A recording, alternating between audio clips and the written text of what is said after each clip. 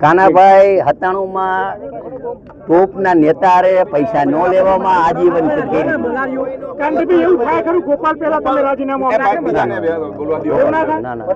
ગોપાલ આવે એને મોરો મોરો બોલ્યા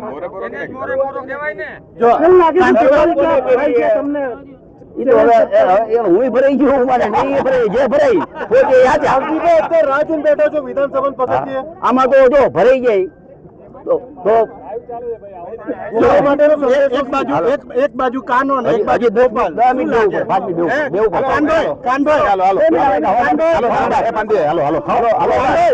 બાજુ કાનો ને એક બાજુ ગોપાલ હું પ્રેસ દઈ દઉં એક બાજુ કાનો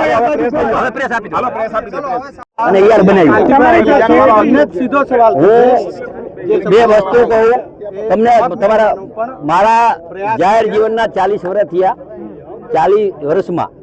મારો એક સ્વભાવ છે પ્રજા માટે લડવાનો અને સેવાકીય સ્વભાવ છે અને મોરબીના મારા તમામ જિલ્લાના મતદારોને મને વિશ્વાસ છે કે કાંતિભાઈ કોઈ ખોટો નિર્ણય ન લે આ નિર્ણય તેમાં લીધો કે સમગ્ર ગુજરાતની પ્રજાને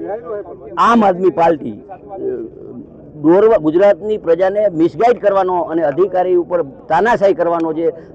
ઝંડો ઉપાડ્યો એની મારે વ્યક્તિગત લડાઈ છે પાર્ટીની વ્યક્તિગત લડાઈ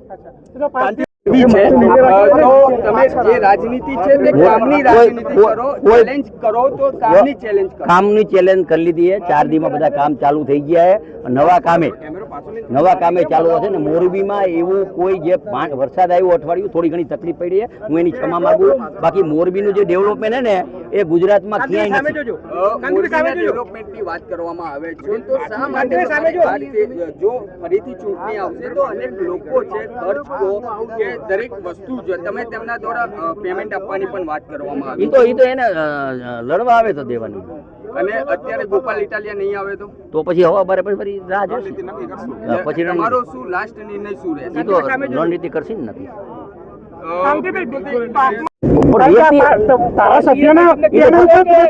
પછી મને કહે ને હજી તો કઈ કીધું નથી અચ્છા કાંતિભાઈ કેટલા સમર્થકો હશે અત્યારે તમારે મેં કોઈ ફોન જ નથી કર્યો પણ કેટલા હશે કાંઈ જોઈ લો ને તમે બધું તો આપણે કાંતિભાઈ અહીંયા વિધાનસભામાં આવી રીતે બેસવાની કોઈની મંજૂરી લીધી છે ખરી હું રાજીનામું દેવા આવ્યો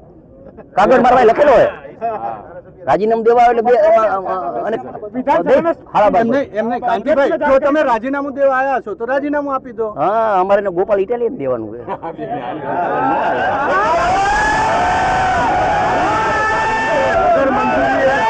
સમર્થકો સાથે વગર મંજૂરીએ બેસવું એક ધારાસભ્ય તરીકે કેટલું વ્યાજબી હું અહીંયા મારો લેટર લઈને આવ્યો હું રાજીનામું દેવા આવ્યો હું પેલા સાંભળો કોઈ પણ ચૂંટણી પંચનો નિયમ હોય છે ચૂંટણી પંચનો અધ્યક્ષને પાવર હોય છે અમે કાગળ લઈને જવાનું હોય એમાં શપથ લેવા જાય તો પ્રજા જાય અને રાજીનામા પેલો કિશોર રાજીનામું દેવું જોઈએ મારે ભેગા આવ્યા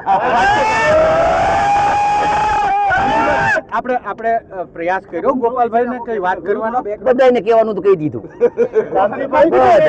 ભાઈ શ્રી પ્રદીપસિંહને જોડું માર્યું હતું તે પછી અત્યારે ગુજરાતની પ્રજા છે એને ગુમરાહ કરવાની વાત છે ગુમરાહ કરે ખોટા વિડિયા મૂકે એમાં મોરબીમાં થોડી ઘણી તકલીફ છે હું સ્વીકારું છું એ કામ ચાલુ થઈ ગયું છે અને આવતા શનિવારે ખૂબ જ મોટા પાયે ખાતમુહૂર્ત કરવાના છે પણ ત્યાં એ બોલ્યા એના કાર્યકર્તા કે વિસાવદર જેવું થશે અને ગોપાલભાઈ આવશે એટલે મેં એનો જવાબ આપ્યો અને ગોપાલભાઈ મને જવાબ આપ્યો ગળદા ઉપર બેસી અને જવાબનું સિદ્ધાંતનો પાકો હોઉં કે હું આટલા વાગે પહોંચી અને હજી ગોપાલભાઈ આજ નો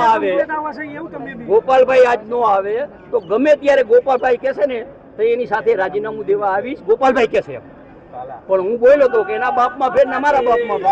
ફેર નથી હું આવ્યો શું સંદેશો કારણ કે હજુ સુધી આવ્યો નથી એટલે સંદેશ હોય જે મને કહે એટલે હું આવીશ રાજીનામું દેવા કાંતિભાઈ હવેનું સ્ટેન્ડ શું કારણ કે તે સમય પૂરો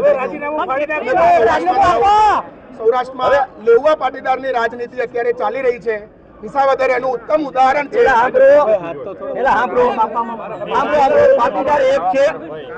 પાટીદાર એક છે કોઈ પાટીદાર નોખો નથી પણ સમાજમાં આવા માણસો હોય એને મિસગાઈડ કરતા હોય એ વાત છે એને રોકવા માટે હું આવ્યો બીજો હાર્દિક પર આ પ્રકારે